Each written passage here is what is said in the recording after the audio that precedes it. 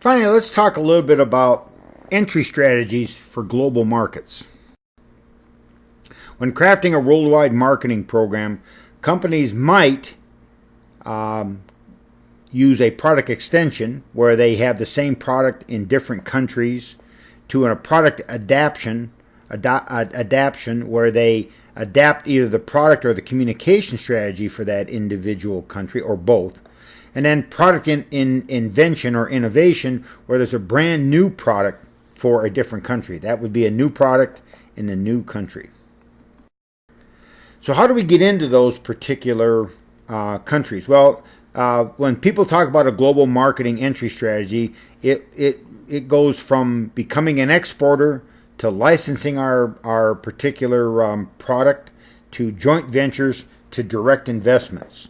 And of course, as you can see by this chart, the profit potential goes up, but so does the financial commitment, risk, and marketing control also goes up as we go from left to right on this chart.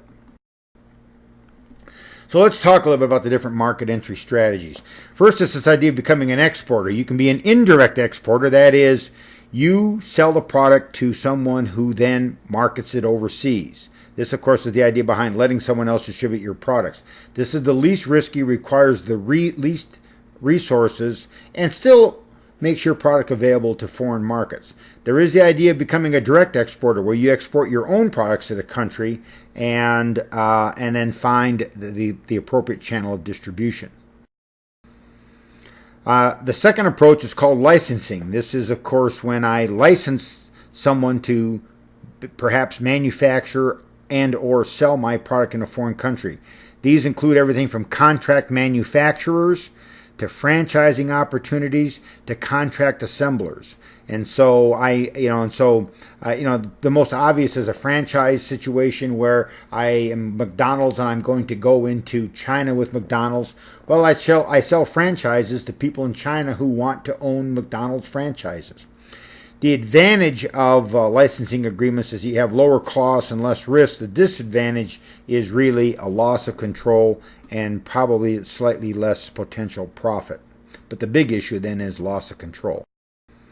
The third approach would be a joint venture, where you have shared ownership, control, and profits. And the benefit of a joint venture is you gain control, but once again, you increase costs and risks. This is an example where my company and a company in Germany will go together and create a marketing strategy for my goods to enter Germany, but it will be a joint venture between myself and a German company.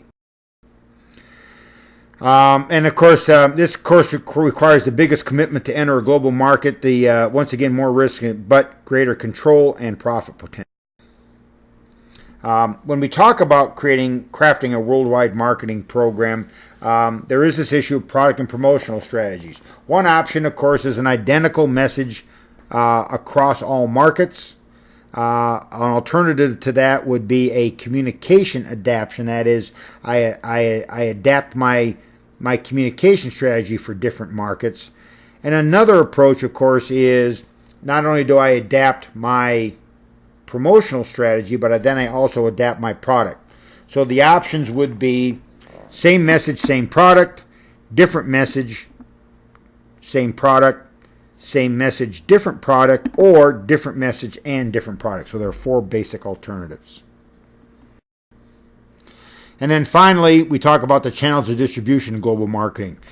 Remember, in the U.S., we talk about channels of distribution. We talk about sellers, wholesalers, retailers, and end consumer. Well, in a global market, it might be a little bit more challenging. It's seller to the seller's international marketing headquarters, channels between nations. We have to worry about channels within the foreign nation, and then how we get products to the final consumer. So the channels of distribution in global marketing are often longer than those in U.S. markets.